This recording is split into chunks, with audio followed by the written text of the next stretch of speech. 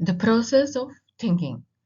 All human accomplishments and advancement come from the results of thought. Civilization, knowledge, science and technology, all these arise from the thinking process. Thought and activity are inseparable. Man normally perceives an action in his mind before undertaking an activity. That is, we think before we do something. Thinking brings together information to link the various parts into something comprehensible. Let us see the process of thinking. Before going to the details, please remember to subscribe this channel. Do watch other videos in this channel. Share it with students and those who love learning psychology. Thank you. Let's see what are primary and secondary thinking. Primary thinking, it is also known as preconception or pre-verbal thinking. It is an unconscious, non-rational mode of thought, and it is the characteristics of early childhood. It involves a direct and unmediated experience of reality, where emotions, sensations, and perceptions are fused together into an undifferentiated whole. The primary thinking is based on a sense of immediacy and spontaneity without the use of symbols or language. For example, a young child experiences joy while playing with a toy without needing to think about why they enjoy it or what it means. Another example is a person experiences fear or anger in response to a situation without needing to analyze or interpret the experience. So these are the examples of primary thinking. Then comes secondary thinking. It is a conscious and rational mode of thought that is developed later in life. It involves the use of symbols, language, and concepts to represent and manipulate reality. The secondary thinking allows us to reflect on our experiences, plan for the future, and make decisions based on abstract reasoning and logic. For example, a student uses logical reasoning to solve a math problem. A person weighs the pros and cons of different job offers before deciding which one to accept. This is also an example of secondary thinking. The process of thinking develops along with the person. The processes of thinking develop gradually and change from primary thinking to secondary thinking. And the adult thinking does not appear overnight. It's a gradual process from primary thinking to secondary thinking. Judgment is a thought process. The thought process involved in making a judgment typically begins with the perception of information. It is followed by attention and interpretation of that information. In some cases, making a judgment may also involve generating new ideas or solutions, or synthesizing existing information in a novel way. Making judgment involves a complex thought process, and it requires the ability to perceive, analyze, evaluate, synthesize, and prioritize information. Let's understand this with an example. Consider you are trying to decide whether to take a job offer from a new company. To make the judgment, you might engage in several thought processes.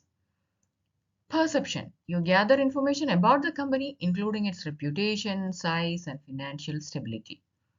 Then attention. You focus on the most relevant information, such as the salary, benefits, and job responsibilities. Then interpretation. You analyze the information you have gathered, considering the pros and cons of the job offer. You might also compare it with the other job offers you have received or to the current job. Then evaluation. You weigh the relative strength and weakness of different options. You might ask yourself questions like, will this job offer me the opportunities I'm looking for? Then how much risk am I willing to take on? Then comes the synthesis. You generate new ideas or solutions, such as negotiating for a higher salary or asking for a different job title. Then comes decision. You chose a course of action based on the available evidence and your own values or priorities.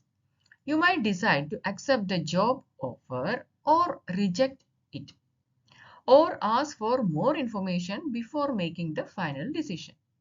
So this is the judgment, and these are the thought process happening while you take a decision. A rationalization. It is a process of thinking which provides acceptable reasons for a wrong action done by a person while concealing the secret motive in order to escape from self-reproach and reproach of others. We try to find out some acceptable general principle which will explain our action. This kind of reasoning is called a rationalization. For example, a chief minister. He appoints his ill-qualified son a minister of state under him and justifies his action by stating that he wants a reliable person to work under him and that reliability is a better qualification than academic distinction. Thus, he rationalizes his action. Another example is someone who is late for a meeting or a function might rationalize their behavior by blaming the traffic, even if the real reason they were late because of their oversleeping. In the context of the thinking process, a rationalization can involve creating plausible explanations or reasons for our thoughts or actions, even if the reasons are not entirely accurate or valid. The rationalization can serve a useful purpose in some situations. It is important to be aware of its potential drawbacks and to strive for honesty and objectivity in our thinking process. Thinking and inner speech. Are they same or different? Let's see. Inner speech. It is also known as self-talk. It refers to the internal dialogue that takes place in our minds. It is a form of thinking that involves using language to communicate with ourselves. We talk to ourselves more or less while thinking. We are often aware of our inner speech in the course of our thinking. We often mutter words and make inaudible speech movements while we carry on thinking. But these facts prove that thinking and inner speech very often go together. They can by no means prove that thinking is identical with inner speech.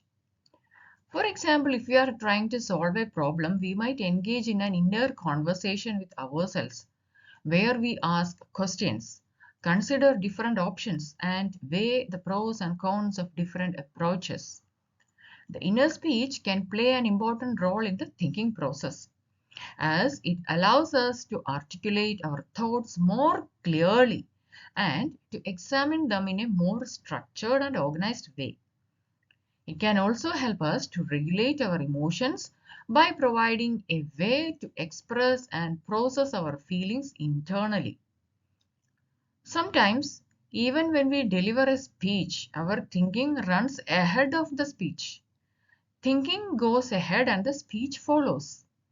And sometimes we read pages without understanding a single syllable. Here, our thinking and reading do not agree with each other.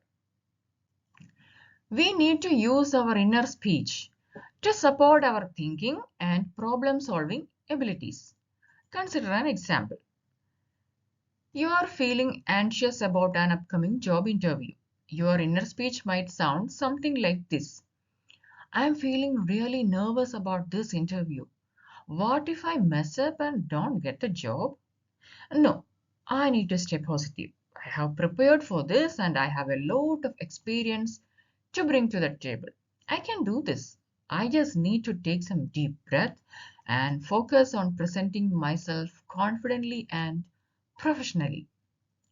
In this example, the person is using his inner speech to acknowledge their anxiety and to work through it in a constructive way. Now let's have a quick recap on what we have learned. In the process of thinking, we have learned the primary and secondary thinking. Then the judgment, rationalization, and the thinking and inner speech. Hope you like this video. Please share and subscribe. Thank you and keep smiling.